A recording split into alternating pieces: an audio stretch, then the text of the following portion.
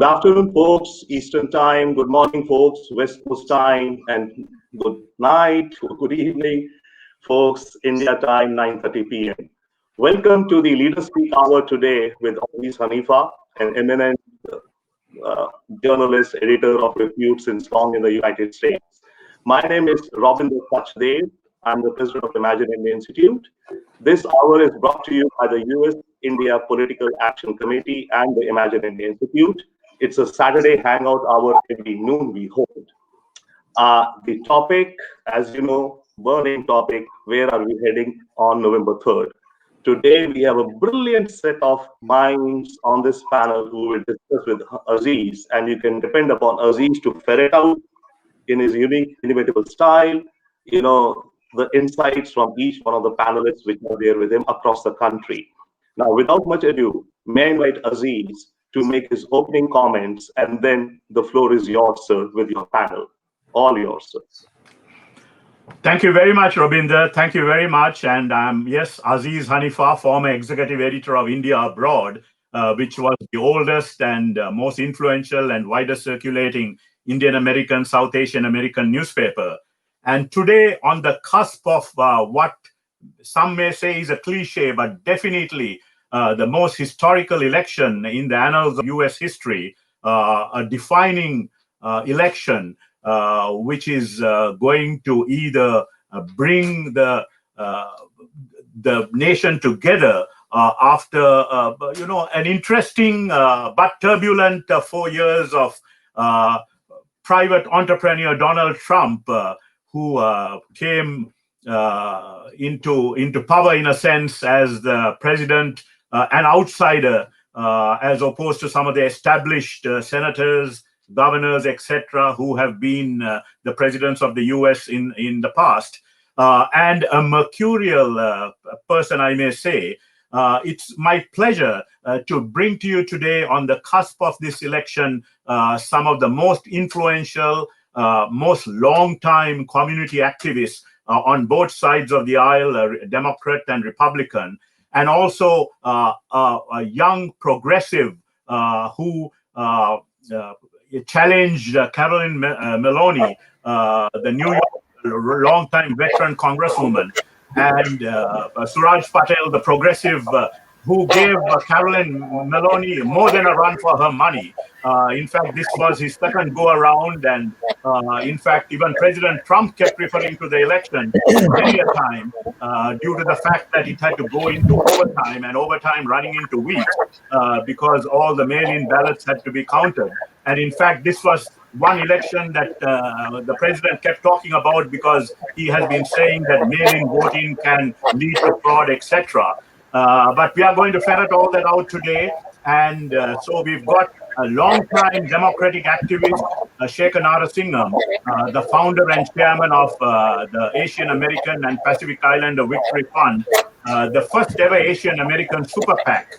Then we've got perhaps the most influential Indian American in Florida, Danny Gaikwad, entrepreneur, real estate developer, hotelier, the godfather of the American Association of Hotel Owners Association. Then from Georgia, we've got Narendra Reddy, another long-time Republican activist who's been around the clock and round for many, many years. And then, like I said, we've got Suraj Patel, one of the youngest progressives, Generation Xer, who gave Caroline Maloney a real run for her money. And the quintessential community activist in the Bay Area, my good friend Jeevan Zutsi, Kashmiri Pandit par excellence. So the format is going to be, I'm going to call on each of you, and I'll start with Shekhar, and the order is not according to any order of influence or etc. It's just that I'm going to call on each of you, ask you a couple of questions, and then we will go into a second round, and then we can either open it out or each other can rebut each other's questions and answers, etc. Shekhar, as the polls indicate, former Vice President Joe Biden is leading nationally by 8 to 10 points. And even in some of the battleground states, in Pennsylvania, Michigan, and Wisconsin, he's up by about 4 to 5 points. Also, the early voting and the unprecedented numbers, mail-in voting, physical voting, etc., have the pundits saying that besides Florida, even places like Texas and Georgia and Arizona, blood red states are also in play. So how bullish are you? Or are you, like many of the Democrats, still having that nagging 2016 hangover, which Stephen Colbert, the comedian, nighttime comedian, said that is a very real case of 2016 PTSD? So Aziz, great opening question. First of all, thank you, US Impact and Imagine India Institute for doing this. It's great to have our community disengaged. That's the first bottom line. And it's absolutely incredible to have both campaigns spending time, money, resources, and allocating it to working for our community's vote. We've wanted this for years and years and years, and here we are. So to answer your question, bottom line, polls don't vote, signs don't vote, and the size of crowds don't generally immediately and automatically have 100% correlation to outcomes. I am cautiously optimistic. It is because we have many more paths to victory to get to 270, which is the magic number that you need in electoral votes in the United States to win a presidency. We have many more paths than Donald Trump does. So I'd much rather be in our position than theirs, but there's nothing being taken for granted. There's nothing automatic about this. Every vote counts, and every single battleground state that we are actively working in, Florida, North Carolina, Pennsylvania, and certainly some of the ones that have not gone Democratic in years, like Georgia and Texas, are all going to be very close. So it's not over till it's over, but cautiously optimistic. And we're just going to keep working till we can get every single vote for Joe Biden and Kamala Harris. Danny, you are all in for President Donald Trump. You, on your own dime, you've been putting out videos, YouTube videos on Facebook, YouTube, etc., including one of you, posing with even a gun, because you've got your own shooting range in your home. I've been to your home, and then you feel that is one way of showing, that the Second Amendment has to be protected, etc. Why are you so confident that Donald Trump will be re-elected? And do you think that you have been trying to get the hoteliers and Indian American community, etc., in Florida? Joe Biden has said that if Florida goes blue, game over. Do you think it's going to go blue, or do you think that Florida can be delivered by people like you who've been so active for so long? Unmute yourself, Danny. Yeah. Good afternoon to everybody, and thank you with the distinguished guest on the panel. Trump, in my campaign, I did on 30 television stations nationwide, actually, not on YouTube. So very simple. I say, why not Trump? And my message is very clear that I think he should win. I want him to win. Only God knows who's going to win. No Pandit has ever been correct about anything. So I know him personally. I met him even in 16 when he was a candidate. This year I met him twice. I had a round table with him. I had a dinner with him. And he seems like my choice for many reasons. And I think the momentum is shifting quite a bit. And I saw with my own eyes in 2016, Aziz, I can barely gather 35, 40 people to support President Trump from even hotel side, gas station side, or even liquor store owner side.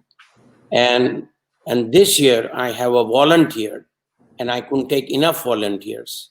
I have more than 3,000 Indian American volunteers to join to make President Trump win. This is a fundamental shift from last 5 election, which I'm eyewitnessing, and I'm part of it. 80-85% Indian American has traditionally voted for the Democratic Party. And I think this fake news, media bias, media's propaganda, as if they are running the election against the Trump, I think people realize that they need to fight against media. It's not much against only Democratic Party. Because last election, Democratic Party was right there to fighting. Hillary Clinton was better opponent than Joe Biden. But I think this fight symbolically, when I ask the people, they tell me this media is bad, as bad it can get. There is all kind of fake news out there. If it's the same news, they give it different way. So I think there is a lot to do with the media's misinterpretation about everything, not only one thing. We got the money on time, hotel owners on PPP, they would say there is a deficiency. So I can go on, and we all know it. I don't need to repeat and bore you. And that's why I was watching TV. It made me sick looking at CNN and their sarcastic point of view. And that day I decided to get up and do something. You can fight only media with the media. You can't fight media with the mouth, because they have more television viewers than you can do. So I got up that day and I told my wife that we need to do something. And that day I took a decision that what I will do, I will try to help President Trump to explain Indian Americans, those who are not aware of it, and most of them are not, because election is not their cup of tea, as we know traditionally. So I thought, let's do it. So that's how I got up and did it. I was just sick in my stomach. Every news is a wrong news, because I live in Florida. If you compare with the New York to Florida, the numbers are crazy. I mean, COVID numbers, economy number, people living. I'm a Visit Florida, which is a special body for state of Florida. I'm a vice chairman. 11 years I'm an executive. We couldn't hold the people moving from New York. I have right now 8-9 friends. They couldn't get the U-Haul for next 28 days to move out of the New York. I don't know what's happening there. Yeah, I'm going to come back to you.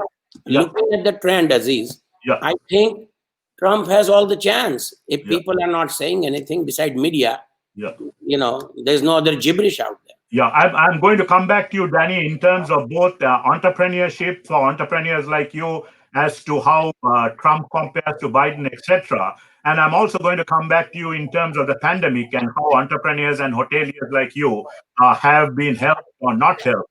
Suraj, coming to you, in terms of young progressives like you, progressives who did not come out for Hillary Clinton, do you think that progressives are coming out in large numbers for Biden?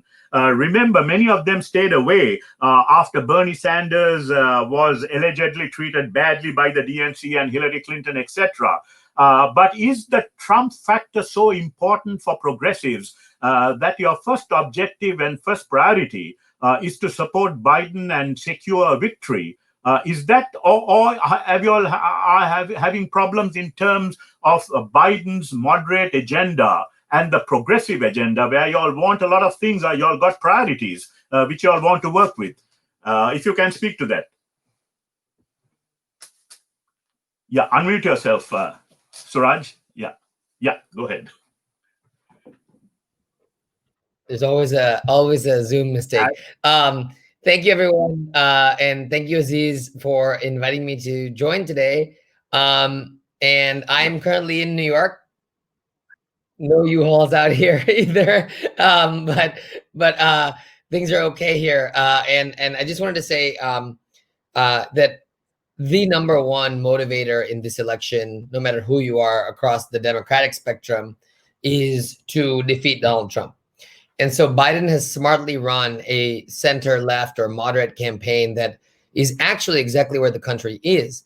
It's why he's going to have a historic margin, I think, on Tuesday in modern history and win states like Georgia, put states like Texas into competition. It's because, people are fed up with having to pay attention every single day to every single tweet to their government, to locking kids in cages and that kind of thing. So I think that progressives are going to come out and we're seeing it with early vote numbers in record proportions. This is going to be the highest turnout election. No doubt that Donald Trump also is pushing turnout on his side to record numbers for the last 50 years. I think we'll beat those records. So, but yeah, the absolute number one priority is to defeat Donald Trump. And I think that no matter how moderate or whatever Joe Biden is, which by the way, I worked for Hillary Clinton in 2016. And so I don't want to speak for every progressive, but I will say that people are turning out, and people are energized and motivated and excited, both by the positive agenda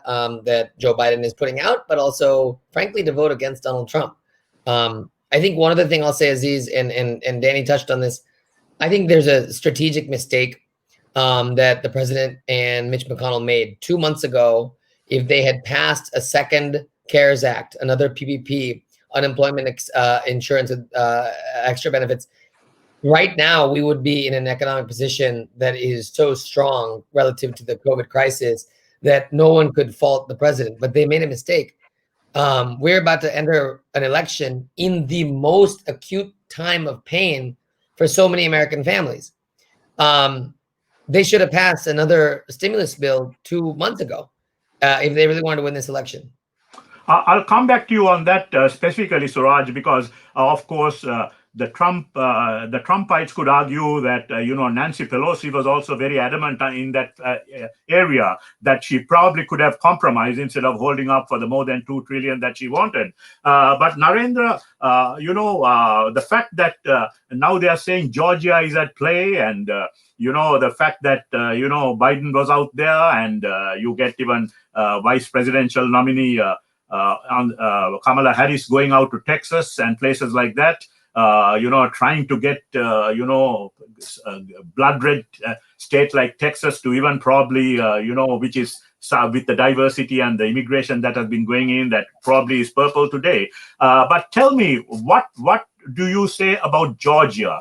And I know you've been a strong advocate and strong opponent, and you don't speak fondly of Kamala Devi Harris also. Purdue seems to be in trouble. What are your views? What do you say to the fact that Purdue could be beaten? Purdue cannot be beaten for the same reason that Georgia is not a really toss-up state. It is every time during the elections, the media converts Georgia somehow into a toss-up state so that they can spend millions and millions on the media. But if you go only in Atlanta, some of the suburbs in the south and east, they are Democrats. But if you go to the northern suburbs like Fulton County, North Fulton County, Forsyth County, and Gwinnett County, they are solidly Republican even today. Only thing is, every time we see this, we also worry, but when we go and talk to the people, not much change. Only thing is, I can say this time, the majority for Trump may be less than what he got last time. The Georgia is a very crucial for Republicans this time because there are two Senate seats are at stake. These two Senate seats are very, very important, more than Trump election. Maybe Trump, if he lose Georgia, he can gain somewhere else, but not this one. The two Senate seats, they are spending so much money and they're campaigning. Originally, Purdue was not really expecting to have a tough election, but somehow John Asaf, he picked up a lot, and also DNC and Democratic Senatorial Committee, they're spending millions and millions on this one. But Purdue will win, and also in we have a special election for the other Senate seat. That one, most probably between there will be Warmick, the Democrat candidate will be in the runoff, and because there are totally 12 candidates in the special election, it's not on party based alone. It is like whoever comes with the first and second, they will be in the runoff, because nobody is going to get 51% in the special election. Yeah. So there are two Republican candidates going for it, Kelly Loeffler and Doug Collins, and Doug Collins looks like he's kind of having a marginal lead over Kelly. But I think Georgia is not a toss-up state. It is going to go for Trump for 100% sure. Because I talk to the people, particularly if you go to the rural Georgia anywhere, whether it is South Georgia or North Georgia, you will not even see a Biden sign there. recently Biden made a one mistake is coming to the Warmer Springs in rural Georgia, where he could not get any Democrats, but they were all the way when he was driving on both sides of the roads. It is those are the Republicans who are holding the signs for Trump and Pence. So rural Georgia is solid. In the urban area, north urban areas are for Trump, but south is totally for Biden. I'm going to come back to you also, Narendra, in terms of some of the criticism you've had of Kamala Harris, etc. But coming to Jeevan, whom I described as a quintessential community activist, who's headed the Indian American Community Federation in Northern California for decades, and has an annual get-together and a fundraising campaign. And in a sense, is sort of an independent. I know, Jeevan, that you've been a strong supporter of people like Mike Honda, etc. But now you're staunchly behind our own Indian American Ro Khanna. And you've also supported the Republican candidates, you've supported Democratic candidates, etc. Give me your perspective as you see it from the Silicon Valley area, from the Northern California area, in terms of your perspective as where it stands, because some people say that it probably could be a landslide for Biden. Some people say it's going to be a very, very close elections, and it's going to be held up in courts, etc. And which is going to make the George W. Bush election look like a little tea party. So give me your perspective. Aziz sir, thank you so much. It's really an honor to share this platform with luminaries like yourselves. One correction, I am a Democrat, but I have not supported only the candidates who are Democrats. I also supported Ed Royce and some Republicans. You know, the way I look at it, you have to see the candidate, the merits, and support them based on that. Who is part of the India caucus? Who is supporting Indian issues? That's also a very essential element. When you start thinking about supporting the candidates. Historically, the more important measure is what Americans as a whole think of the candidates, as reflected in their favorable ratings.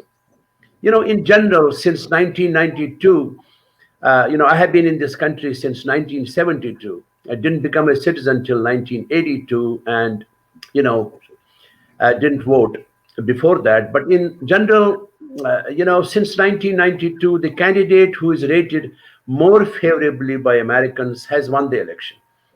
The 2016 election was a notable exception when Hillary Clinton was viewed more favorably than Trump, but still lost the election. For months, Joe Biden has consistently and convincingly led Donald Trump in polls. Swing states in the industrial Midwest and Sun Belt appear to be heading Biden's way. And if you trust the polls, it's not a leap to imagine him winning 330 plus electoral votes. That's what I feel at this juncture of the elections. Yeah. Shekhar, what I know that you've been very much involved in terms of the ground game with the Victory Fund and the super PAC that you all formed. Is very broad based. It's not just Indian American or South Asian American. It's Asian American and Pacific Islanders, etc. What have you all been doing in terms of the ground game? And let's face it, Trump has certainly made some inroads into the Indian American community, particularly following his bromance with Prime Minister Narendra Modi, and also the fact that he stood very strongly in terms of support for India vis-a-vis Pakistan, and now with the China factor becoming such a factor. But in terms of the Indian Americans, especially people, the Generation Xers, the millennials that you've been also working with, unlike the older generation who are very worried about the old country and issues of foreign policy, etc. Talk to me about the fact that James Carville has also been expressing some concerns that even though there has been huge mail-in voting, huge early voting, etc., and that is usually goes the Democratic way, with the Republicans really coming out on election day. But there has been some concerns that the African Americans, Asian Americans, and other minorities have been underperforming. Well, let's flip this around a second. First of all, I'm not trying to predict any election. I'm just telling you that cautiously optimistic, signs are good, ground game is good. We're holding up in the states that we need to hold up. It's going to be close in a bunch of places, and this election is going to be decided by the voters. It's not going to be decided by the courts, okay? So let's get this sense of dread out of the equation. We are living in a democracy, like it or not, whether Donald Trump wants to throw stuff in the air and just hope that somebody picks it up and makes it a story is irrelevant. There are roughly 4.3 million Indian Americans living in this country. Of those, roughly 1.9 million are what they call eligible to vote, citizens and above the age of 18. Of those, essentially in these battlegrounds that we've been looking at, we've thought there were 900,000 to 1 million Indian Americans, and many of them have never voted before. So I'll give you the Texas data. In Texas, we thought starting out the gate that there were roughly 330 Indian Americans, roughly 775,000 Asian Americans. Of those 330,000 Indian Americans, we had already had 235,000 approximately vote by yesterday.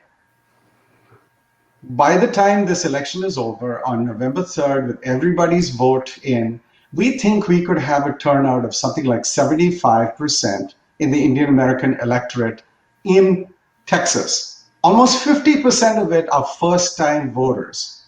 Again, I want to just say for everybody, whatever party you want to belong to or candidate you support, this is astonishing. This is wonderful for America. This is wonderful for our democracy. This is what should be happening. Look, why the heck are we coming to this country, making money, bringing up our families, becoming citizens, and we don't even get out and vote and participate? Now, I happen to feel strongly that Joe Biden shares my values. We met him 3 times personally before we endorsed him. We actually spent a great deal of time with him and his team after that. We have organized in every community. As you know, and others know, we have organized 2 events specifically for the Indian American community. A town hall. There are about 18 people in his campaign who are of Indian American origin and heritage. There's a vice presidential candidate who's the granddaughter of India. And you have a guy running against us, a president who just uses name calling, attacks people, and doesn't talk about the issues. I think we should talk about the issues. What are the issues that affect our lives, our children's lives, and their children's lives? Who is representing the value systems for those people? And let's get out and vote. Whoever you choose to vote for, please vote. The most important civic duty you have, the most important responsibility, whether you are Suraj's age or my age or Danny's age, doesn't matter. Get out there and vote. Participate in this democracy. And let the candidate win with a big margin so that we put to rest which direction we're going in and can actually run this country and govern it. Danny, besides the fact that you've been a long-time political activist and you are one who belongs to the maxim of Tip O'Neill that all politics is local, I have come and visited with you, and besides the fact that you are a very close friend and supporter of Governor DeSantis, you also know the local sheriff, the local state legislators, etc. You work very closely with them because you're also an entrepreneur, besides being a political activist. And you raised, of course, a lot of money for Donald Trump when he came down to Florida the last time around. But in terms of the fact that you're an entrepreneur and you're also a hotelier, and very recently in Ocala, you really opened that Hilton Garden Inn to much fanfare. But the fact that the hotel industry is really suffering and the initial PPP has run out, how do you respond to a president who has really not focused in on helping, besides the initial stimulus, you all are in deep trouble in terms of entrepreneurship and hoteliers. It's a great question you ask me. That initial PPP fund has run out, and it is true. But initial PPP fund and EIDL fund came, Aziz. That's why I have a group who owns 960 hotels in Florida today. And I have every single group member on my phone. So what happened if that PPP would not have come on a time? 40, 50, 10, 20% only, God knows how many hotels have been shut down. I can really tell you on the ground news, which is, I'm a ground worker. I'm not coming from top parachute. Every week we do one phone call and we ask every single hotel owner, are you about to close? Are you ready to close? Do you know any friend who's closing? Aziz, to your information, in state of Florida, because of governor kept the state open during the COVID, I report you today personally, not a one hotel from my group, 960 hotel, has a file a chapter 11 or a bankruptcy. And I want to give you a second report. My very dear friend who has a 22 hotels in New York and New Jersey, he personally called me 10 times and he's very activist. I can give his name, reasons. His 4 hotel has actually bankrupt and his 18 is in a process to do it. Only one reason. Hotel or any business, Aziz, is only survive if you have a customers or a guest, we call it. If you shut down, lock down the state, how person can come? Second, we have 2 enemies. One is the administrator of that state. I'm fine with it. Second one is a media fear mongering. I can assure you, Aziz, on this show today, if the President Biden wins, the COVID will be the mildest news you ever heard. That there are 329 million people in America. If you take a 3% of that, is more than 9 point some million. Oh, guys, nothing to fear. Only 9 million people are impacted, and this and that, and the fatality rate is low. You are safe. Every media I can give you news all 10 different ways. So if you look at the policy, it hurts. You don't look at only candidate. You don't look at what he says, but what he do. So this is where I came. That's the rubber meets the road. That President Trump did what he promised. After that, on a May month, I met the vice president personally on behalf of the Indian American Hotel Owners Association. And I was on a national TV, 28 television station. And I request him, they give me only 1 minute to speak. I speak 10 minutes and say, sir, there is no guest in the hotel. If you give me PPP money, I don't want to hire my all employees back because they're getting paid $600 a week.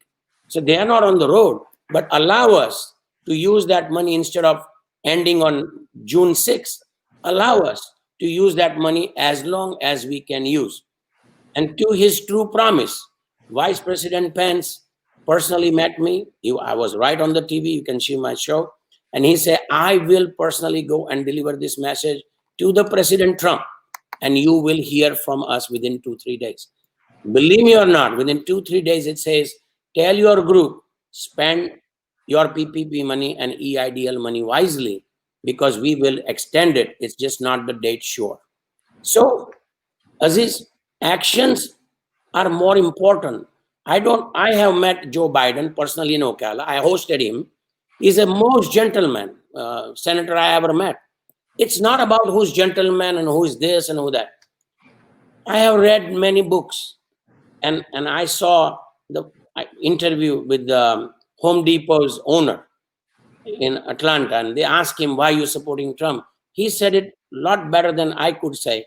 He said, there is an economy war. There is a pandemic war. During this 2 large war, and then you have a China and a Mexico, manufacturing jobs going. I mean, I can go on and on, the international, national issue. He said, there was a general pattern in America. He was a little infamous for his, talk because he had a rough language. And second, he was a little uncourteous with the woman. That's what I read. I don't know. I was not born maybe. But everybody chose him because you need a general who wins the war, not who talks the war. Trump is the general who can deliver and defeat the pandemic and economy. So if you ask me what happened in Florida, if the economy would have been shut down like New York and California and New Jersey, my friend, I may not be talking to you, because in April month, my economy, my hotel occupancy dropped to 12%. I thought, how do you survive with the 12%? Thank God, slowly, Governor DeSantis, he called me personally and he asked, I said, sir, open up the economy. Everybody has to take care of themselves. Government has a given guideline. This is the only president, Aziz, only president in the entire world who woke up 1 month ahead of this Chinese virus coming to America. He shut down the airline. I still remember so many people came on the Democratic side and say he's stupid, he's nonsense, he's a buffoon. But he did what he can. He can go and protect you if you're arsoning and looting in a mob in a different city, which I saw with my own eyes, and you have no mask and all that.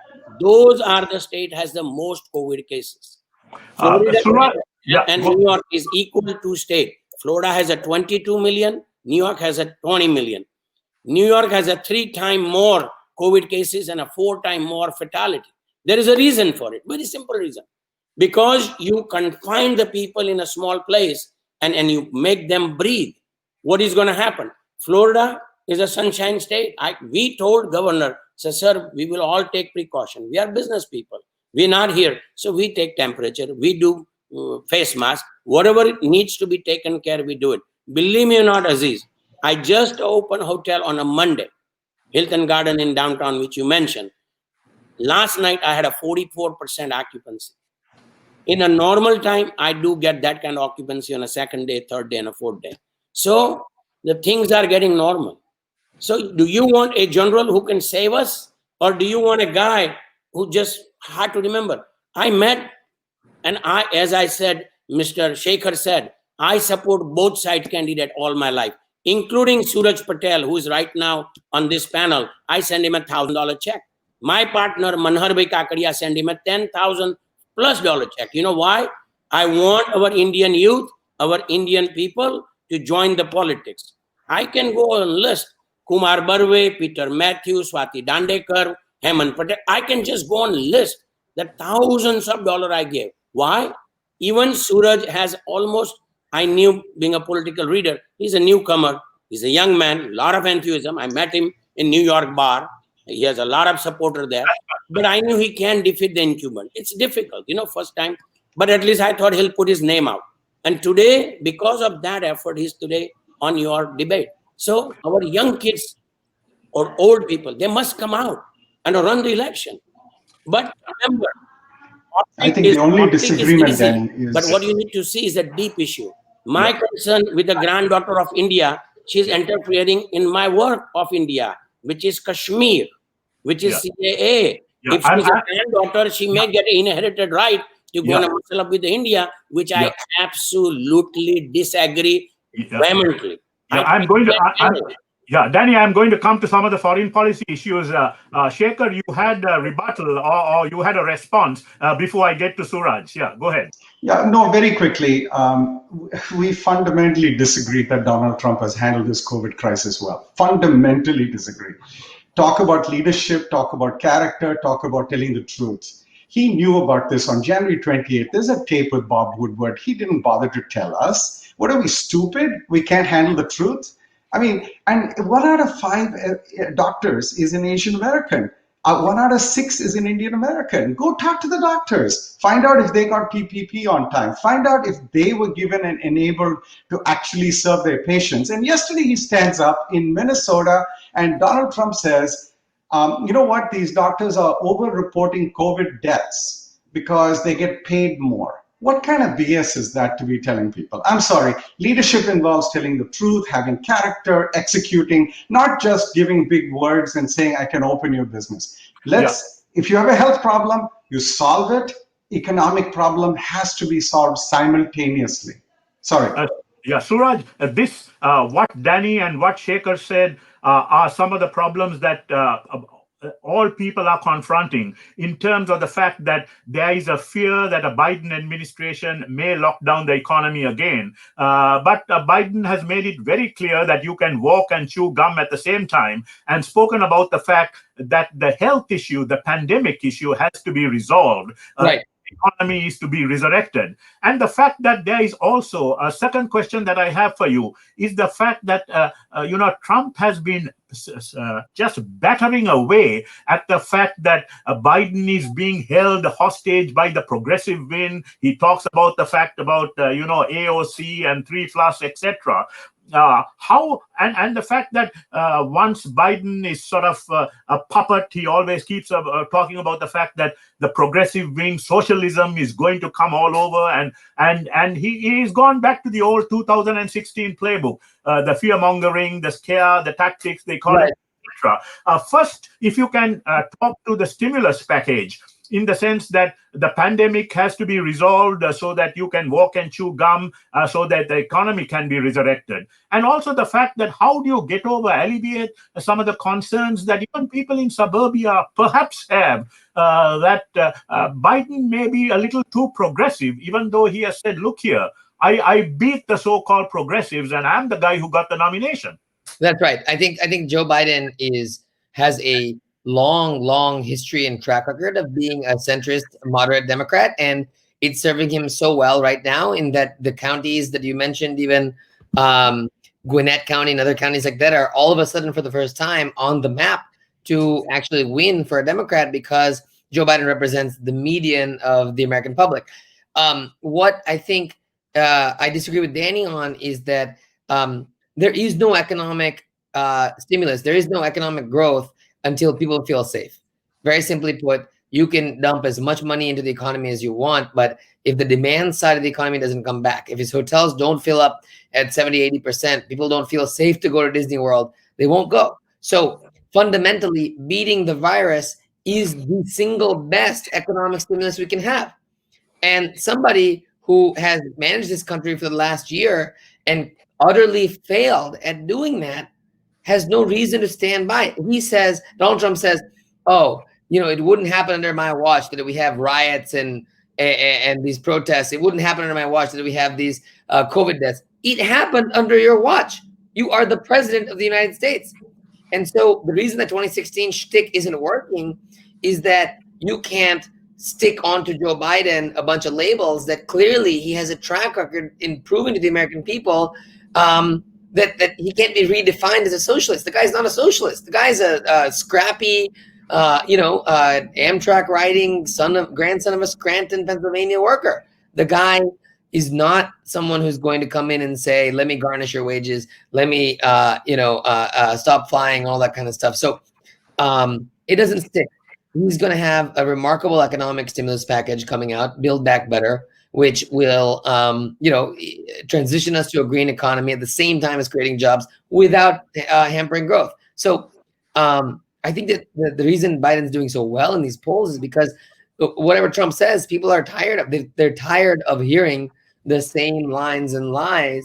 He's not Hillary Clinton. He's not AOC. He is Joe Biden, and he has defined himself so well as a moderate. Danny, I'll quickly come back to you after going to Narendra and Jeevan. Narendra, you've been a fierce opponent of Kamala Harris. Even though there has been so much of excitement and enthusiasm about the fact that she is both African American and Indian American, and one of the things that has probably bothered you a lot and bothered people like Danny and others, the fact she has spoken about human rights violations in Kashmir, the fact that she has been very supportive of Pramila Jayapal, who has been one of the fiercest progressives in terms of, talking about the Citizenship Amendment Act, speaking that shouldn't have been done, about violations of human rights in Kashmir, etc.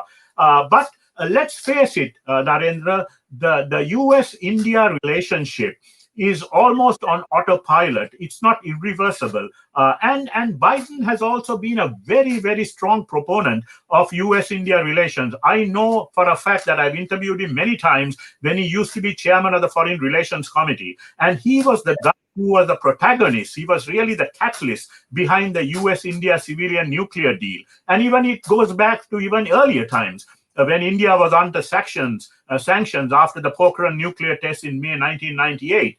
So why is it that you are so concerned about Kamala Harris and people like Pramila Jayapal, and the fact that some of you older generation are so obsessive about the love for the motherland, the love for the old country, etc.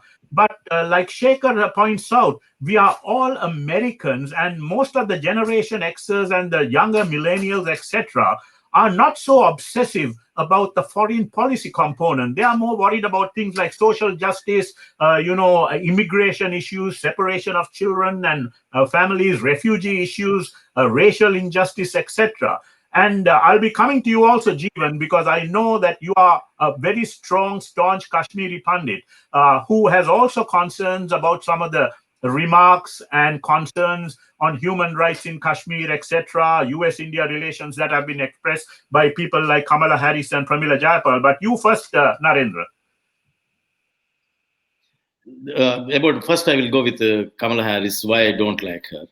Kamala Harris is like a Mitt Romney of the Republican Party. They keep changing policies. They keep changing whatever they want to please the other side. For example, Kamala Harris was a very tough on crime as an attorney general in California. Now, not anymore. Now she is in favor of releasing the prisoners and softer, very much criminal reforms oriented and all that.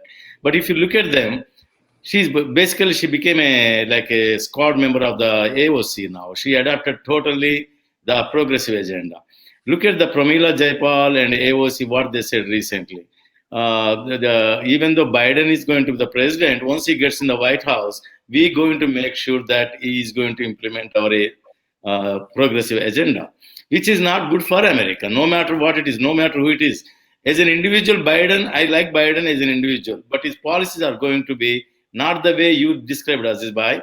He's not the same person today what he was 10 years back, 20 years back. He also changed. He also became kind of a little bit, not all the way to the progressive, but at least to some extent he's a progressive now.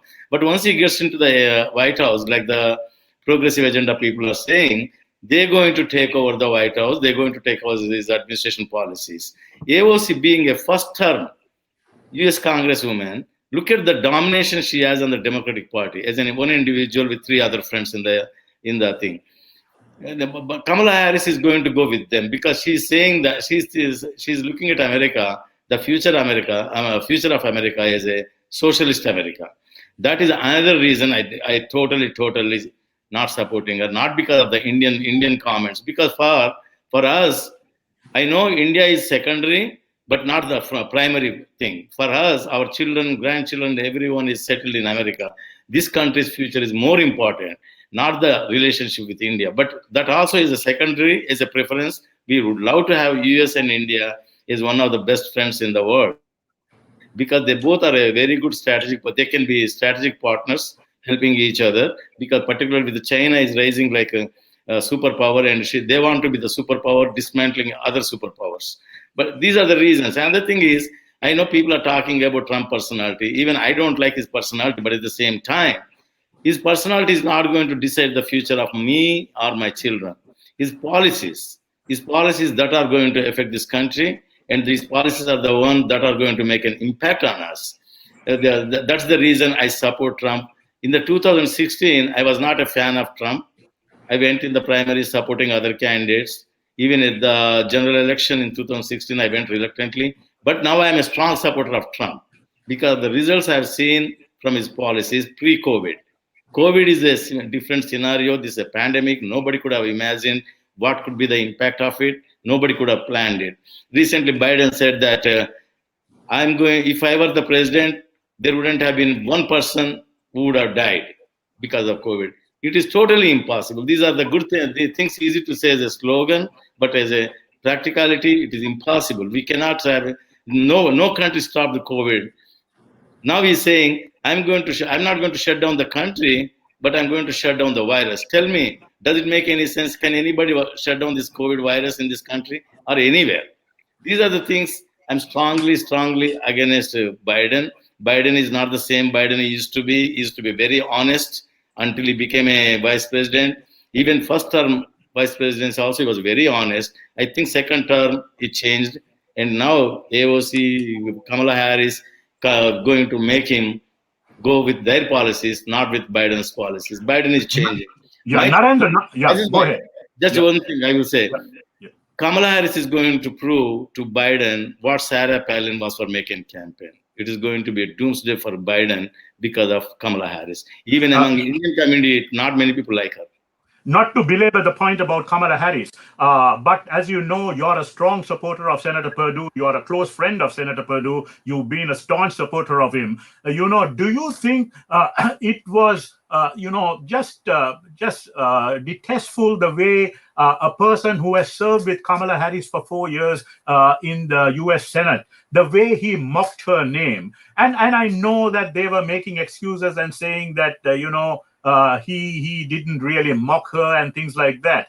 And okay, the fact that now you have President Trump running with that, and at every rally he makes it a point to mock Kamala Harris, her name. And don't you think that for the Indian American community, people whose names are difficult to pronounce, etc., and also minorities like African Americans, Indian Americans who both in a sense, have some affinity to Kamala Harris because she's of Indian origin also. Have you brought it up with Senator Perdue and said that you did not like the way he mocked Kamala Harris? Because now you have President Trump running with it at every rally, and he uses this pronunciation. He very well knows how to pronounce her name. But are you having some angst over that?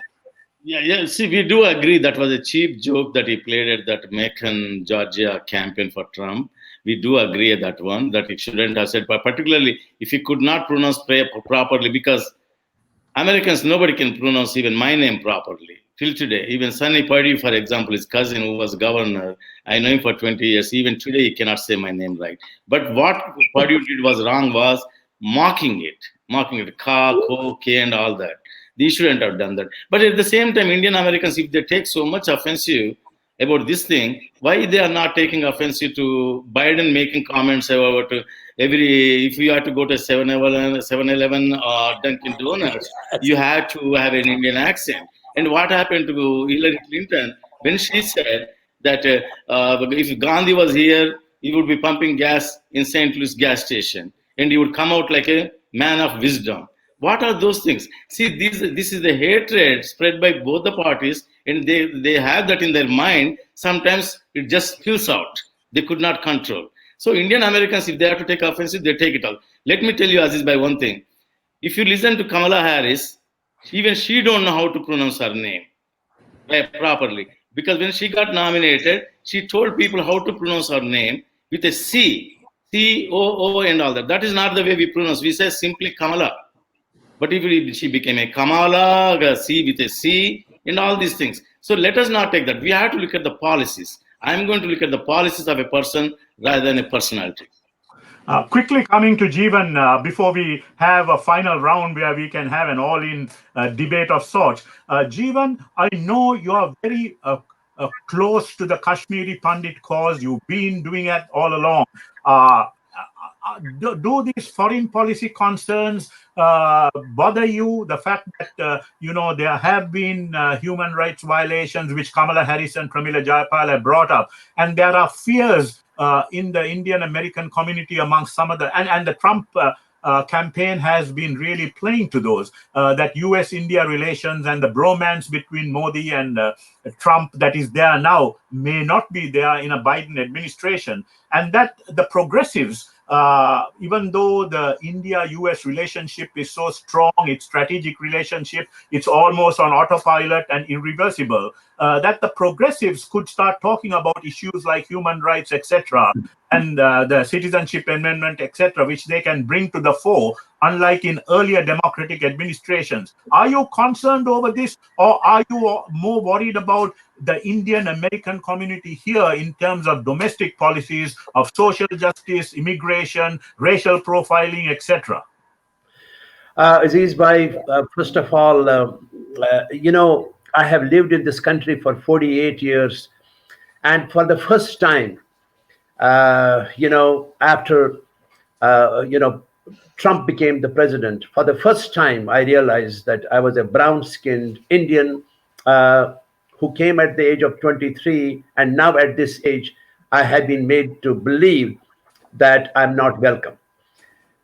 Look at President Trump's policies. Look at him, first of all, as an individual, a very narcissistic personality who has been firing his staff any time, any day. Anyone doesn't agree with him, he fires them.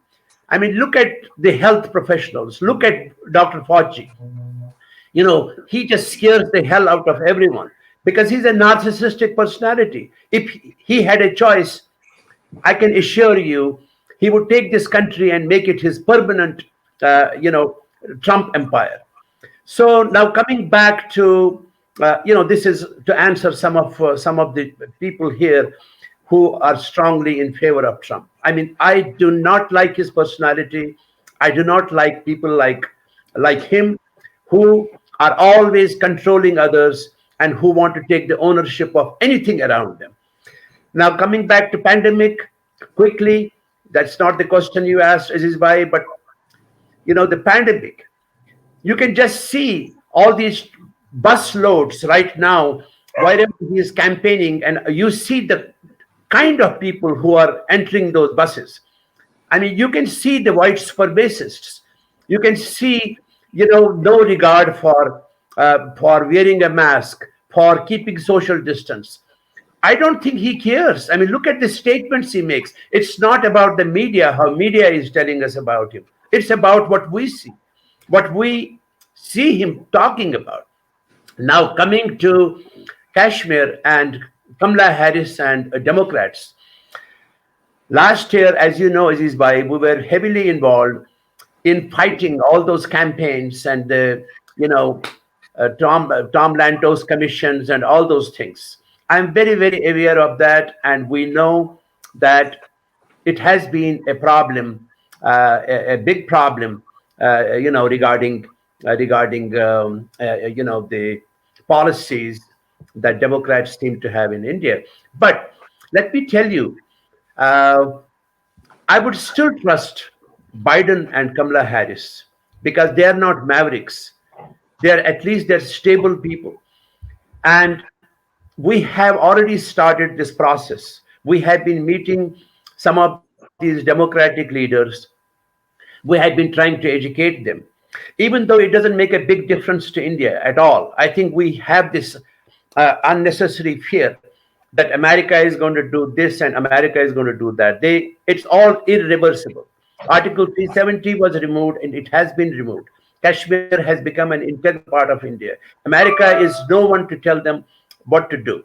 However, we do need, alliances. We do need people to be with us. And as far as Democrats are concerned, we have had several meetings, and they do understand.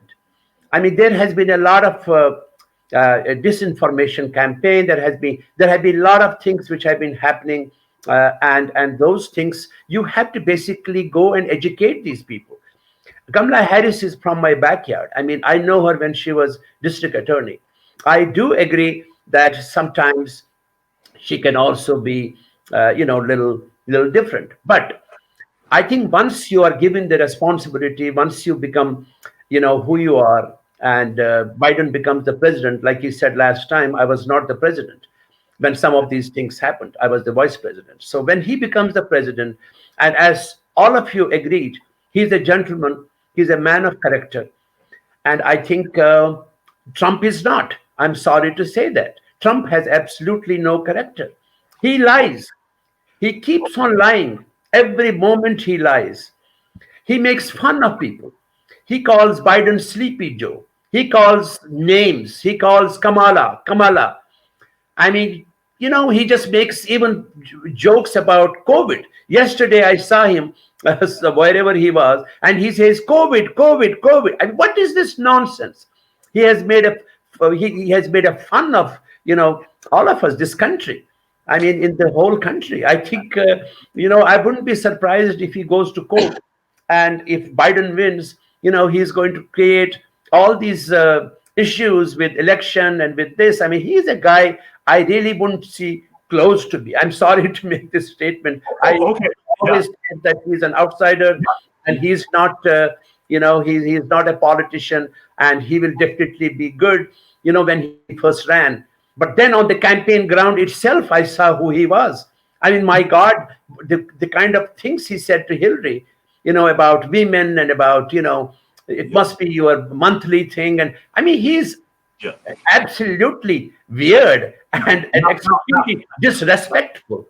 I don't want a president like him. I'm sorry. We are now going to go to a final round, quick responses in terms of, for all. Go ahead, Danny. No, sir. You need to give everybody equal time. Yeah, go ahead. Everybody. Yeah, go ahead. First of all, I disagree with him respectfully. I lived here also 32 years, and I don't see no racial discrimination. I'm sure he lives in a state where racial discrimination is everyday's occurrence. Second of all, Biden is a great guy. Yes, he's taking $3.5 million from Russia. His character speaks. His son is stealing American money, $10 million, and he want to call him a gentleman thief. I don't want him. So don't say anything reverse way. I like the policy. What my friend Reddy said, look at the policy, look at the action. Don't look at the demeanor. He delivers what he promised. He tells you on a tweet what he thinks. He is not covering under the numbers and under the media. He's not hiding. Look at his energy versus my senators or Vice President Joe Biden's energy. Compare every single way. He broke the peace accord after 71 years in the Middle East. You want to look at the policy? He did it. He cleaned the NAFTA, which was job killer machine created by Democrat. He killed it and creating job. He's bringing manufacturing job back. I can go on, Aziz, for next 10 minutes. You are talking about gentlemen. Let me ask you, you burning people's stores, property, and you call it summer of love? What kind of despicable leadership you have? And you don't see that? You never watch that? That they're burning the people's stores and a livelihood? And you think they are great leaders? That's the most despicable act. It takes a lifetime to build a business. If you have done a business or not, I don't know. I did. And if somebody burned my business, I want to shoot him. I don't want to love him. And if the leader is telling me this is a summer of love, then he better go to your house or your business, not to my business. And Aziz, as you said, I have a gun in my hand. You believe it. If the guy comes to my business, I will shoot him dead because I have earned the right. That's called Second Amendment. Life, liberty, and a protection. Yeah, Shekhar, go ahead. Respond about the character. What? Yeah. Go ahead, Shekhar. So, Danny, calm down. All kind of character. Calm down. Before you make more allegations and make yourself even more 47-year guy is taking government paycheck. What does he know about business? Nothing you have said. How he's going to do it? This is nonsense. Yeah, go ahead, Shekhar. Nothing you have said about Hunter Biden or Joe Biden has even been remotely proven. In fact, it's all right-wing media. I'm sorry that you're watching even that. If you think CNN is biased, I guess you're not sure. I'm not sure about Breitbart and Fox News. But let's get beyond the character assassination nonsense here for a minute. We're Indian Americans. We came to this country as immigrants. We've done well. We are participating in its politics. We don't need to get into the gutter to win this election. We're going to win this election because of three fundamental reasons. First of all, you can't say Joe Biden is going to be manipulated or controlled by anybody. His policies are on his website. When I went to the Republican National Committee's prep website, they said our platform is Donald Trump's platform. I went to the Donald Trump platform. There is no platform because it's whatever the hell he feels that he can write in 180 words. That's his platform. Go read the Joe Biden Build Back Better plan for economic growth, for handling the virus.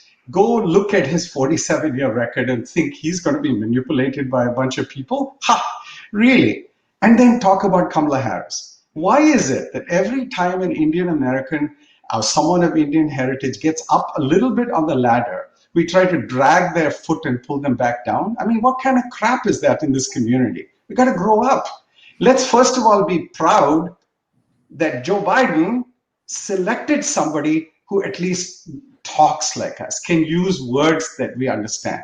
That's a matter of pride first. Second, then you all say, oh, whenever it suits you, ignore personality, talk about policy. Whenever it suits you, don't talk about policy, let's talk about personality. Simple. Character does matter. It matters to the rest of the world. It should matter to you because your children care about it. Leadership matters. Exhibit it over a long period of time, not just in your own benefit, but for the benefit of the country. If you believe that Donald Trump has those characteristics, please vote for him. But I believe Joe Biden exhibits it, has shown it over a long period of time. I will vote for Joe Biden. Mera to tan man dhan hai. I have every aspect of my life in my heart, my mind, and my wallet dedicated to doing this. That's why we will win. And we will not just win, we have to win convincingly. So please, to all the people watching this, go out and vote. Vote your conscience. In my opinion, that is for Joe Biden. You vote your conscience. Go ahead, Aziz. closing comments. And then I just want to jump in and say that the reason that Donald Trump is headed for a failure in this election is that people are tired and fed up with his antics and with his lies. I live in New York City. I am looking outside my window right now, and there is not carnage. There are not riots. There is not looting. This is a false picture that he paints of New York, of Chicago, of San Francisco, of our great cities. And it just continues to show that he lives in his own reality. And that reality isn't one the rest of Americans share. Like I said, if he really cared about Americans, he would have put more money in their pockets during this pandemic. He would have started up a national testing program. He would have done the things that are required to get this economy growing again. Instead, he has chosen to focus on divisive issues. He's chosen to lie about what's happening in our cities.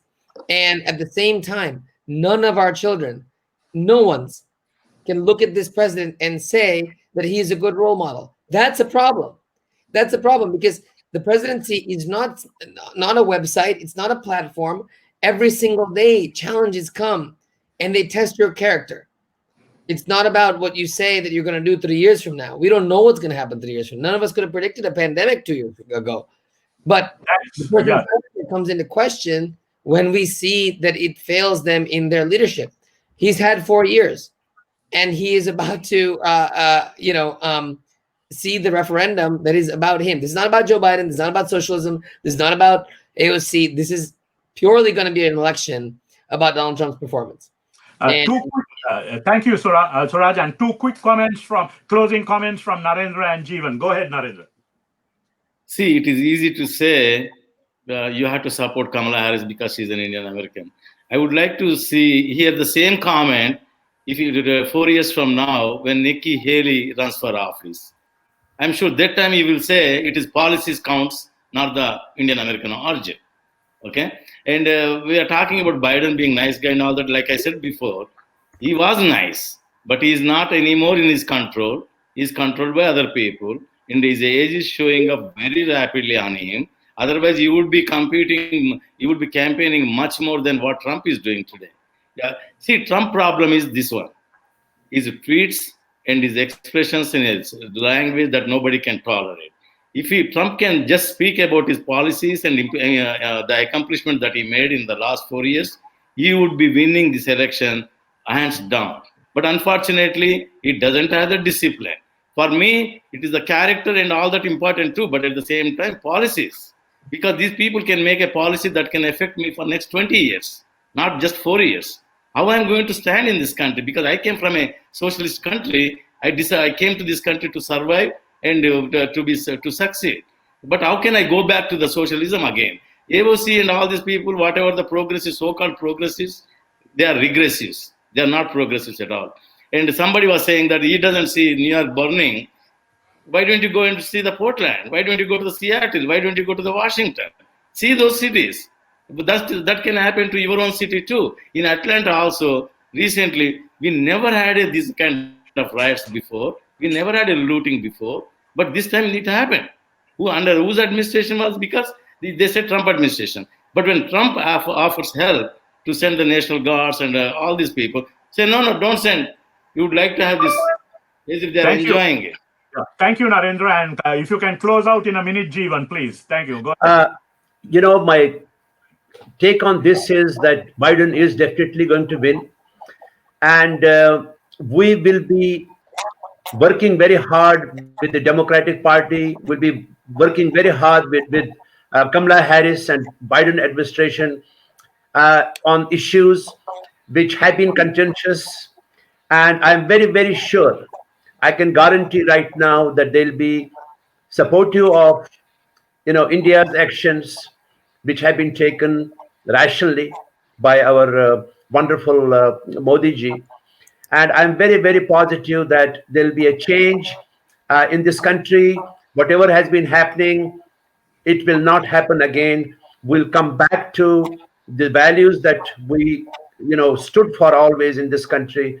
We'll come back to character, and we'll definitely, the Indian American community will be winners. Will definitely be winners.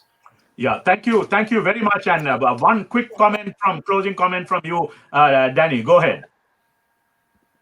I have a request to Indian Americans. What we've been saying, look at the action rather than optics. Trump is a friend of India. We just had a war with China on our northern side of the border. He sent F-35 in a timely manner and deterred China to have a war with us. Trump is always there on a terrorist issue, which is also affecting India. Somebody was just saying it, that this is a secondary issue, but I think it's a primary issue, because this is the first time India is in a game with the American politics. If we don't stand properly, and if we don't have a leader who cannot defend India, my brothers, sisters, and yours, brothers, sisters, are right there. It is very selfish to say I don't care India and all that, but I do care. And I request my Indian American friends, look at the both side. American side, you want arsoning, looting, fake news, and all this kind of stuff. And India's, this is the best president after a long time, Aziz. You are with me for almost 25 years. We're trying to create a relationship between India and America. Maybe Suraj, maybe that time you were 10 years old. I'm not kidding you. India's relationship was so bad with America, you won't believe it. The Indian American people become the ambassador with every president, from G.W. Bush, President Clinton. I went with him to India too. It's not that, but my problem is when you telling me that I'm watching Kashmir, I'm watching this, and in a second breath, you're raising money. We Indian must wake up and see who's good for us. Thank you. Not only India, but for us in America. The economy was booming. We had the most unemployment ever in my lifetime here, 2.75%. Everything was booming. And you worry about his character? I'm worried about the policy, what Mr. Reddy says. Those policies can hurt us for next 20, 30 years. And it's very hard to reverse them. Yeah, we need to win this election for Trump. I remember when we were with President Clinton. I remember that, and I think he was a good president. Thank you very much, folks. Thank you very much, Shekhar. Thank you very much, Danny, Suraj, Narendra, Jeevan, for a very feisty, very enjoyable conversation. And where I'll express your views very animatedly. I think that's very important. And to everyone, let's go vote. Let democracy survive, and let it be a great election where the best side wins. Okay, thank you very much. And also let me say that our media partner was American Bazaar, publisher and editor of American Bazaar, Asif Ismail. So the media for this wonderful conference and forum was American Bazaar. Thank you very much, folks. Thank you very much.